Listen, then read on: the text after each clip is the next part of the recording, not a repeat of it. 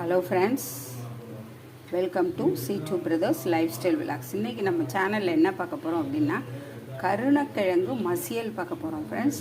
இப்போது கருணக்கிழங்கு எல்லோரும் பார்த்துருப்பீங்க. இதை பாருங்கள் ஃப்ரெண்ட்ஸ், இதுதான் கருணக்கிழங்கு. இப்போ இந்த கிழங்கை நான் குக்கரில் வச்சு அவிச்சிட்டு தோலெல்லாம் ரிமூவ் பண்ணிவிட்டு வச்சுருக்கேன் பாருங்கள். இப்போ இது நம்ம எப்படி தாளிக்கிறது அப்படின்னா, இது செட்டிநாடு ஸ்பெஷல். இந்த கருணக்கிழங்கு மசியல் சூப்பராக இருக்கும் ஃப்ரெண்ட்ஸ், உடம்புக்கும் நல்லது.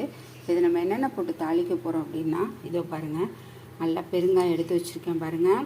கடுகு, உளுந்தம்பருப்பு, பெருங்காயம், சோம்பு, அப்புறம் வெங்காயம், பூண்டு உள்ளே நறுக்கி வச்சுருக்கேன் பாருங்கள். இதோ பூண்டு பொடிப்பொடியாக, தக்காளி, கருவேப்பிலை இதெல்லாம் போட்டு தாளிச்சிட்டு இப்போ இந்த கருணக்கிழங்கை நம்ம இதில் போட்டு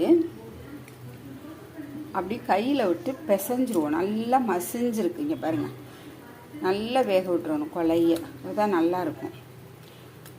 இப்போ இதில் போட்டுட்டு இதுக்கு தேவையான அளவு புளி நம்ம போட்டுறணும். போட்டு நல்லா அதிலே கரைச்சி ஊற்றி பிசைஞ்சிடணும் ஃப்ரெண்ட்ஸ். பிசைஞ்சிட்டு அதுக்கப்புறம் தான் நம்ம தாளிக்கணும். இப்போ நம்ம இதில் ஃபஸ்ட்டு மசித்து புளியை கரைச்சி ஊற்றிடுவோம். இதை பாருங்கள், புளி ஊறுது பாருங்கள். நல்லா கொஞ்சம் புளி கொஞ்சம் ஹையாகவே போடணும், ஏன்னா அப்போ தான் அரிக்காமல் இருக்கும் கிழங்கு. இது உடம்புக்கு ரொம்ப ரொம்ப நல்லது ஃப்ரெண்ட்ஸ். இப்போ நான் பிசைஞ்சிட்டு உங்கள்கிட்ட காட்டுறேன். இதை பாருங்கள் ஃப்ரெண்ட்ஸ், இப்போ நல்லா நான் கையில் மசிச்சு விட்டு அதோட புளியும் ஊற்றி வச்சுட்டேன். இப்போ நம்ம இதை தாளிச்சிடுவோம். இது நம்ம ஹோட்டலுக்கெலாம் போனால் கண்டிப்பாக கிடைக்காது ஃப்ரெண்ட்ஸ். நம்ம வீட்டில் செஞ்சோம்னா தான் சூப்பராக இருக்கும் ஃப்ரெண்ட்ஸ். நீங்களும் ட்ரை பண்ணி பாருங்கள், ரொம்ப ரொம்ப நல்லது உடம்புக்கு.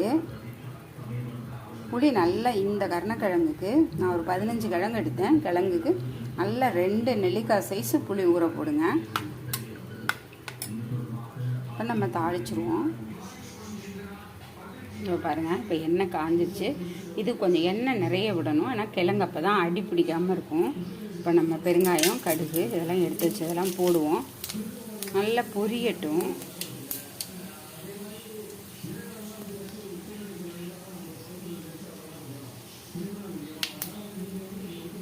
கடுகு வெடிக்கணும், அப்போ தான் எல்லாமே குழம்பு பொறுத்தளவு டேஸ்ட்டாக இருக்கும்.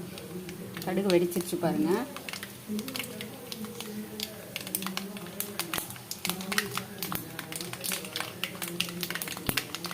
இப்போ நம்ம எடுத்து வச்சுருக்க வெங்காயம், தக்காளி, பூண்டு, பச்சை மிளகாய், கருவேப்பிலை எல்லாம் போட்டுருவோம்.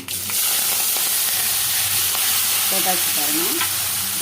கொஞ்சம் அடுப்பை குறைச்சி வச்சு வேக விடுவோம். இதை பாருங்கள், நம்ம போட்டதெல்லாம் நல்லா வதங்கிடுச்சு பாருங்கள். இதுக்கப்புறம் நம்ம என்ன பண்ணணும் அப்படின்னா, இதை பாருங்கள், இதுலேருந்து 1 ஸ்பூன் சின்ன கொஞ்சம் போல மஞ்சத்தூள் போடணும்.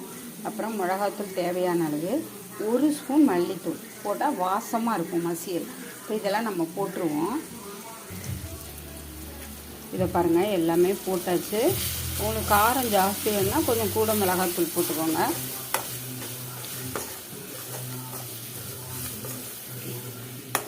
இது எண்ணெயில் நல்லா இப்படி ஒரு 2 நிமிஷம் வதங்கினதுக்கப்புறம் நம்ம கருணக்கிழங்கு புளி கரைச்சி வச்சுருக்கோம்ல, அது ஊற்ற வேண்டியதுதான். இதை பாருங்கள், எல்லாம் போட்டாச்சு பாருங்கள்.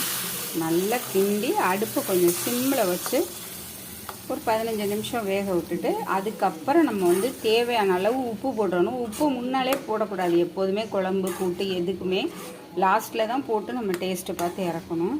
அதே மாதிரி தான் இப்போ கருணக்கிழங்கு மசியலுக்கும் பண்ணணும். இப்போ நல்லா கிண்டி விட்டுட்டேன் பாருங்கள். எண்ணெய் பத்தலைன்னு இன்னும் கொஞ்சம் கூட விட்டுக்கோங்க.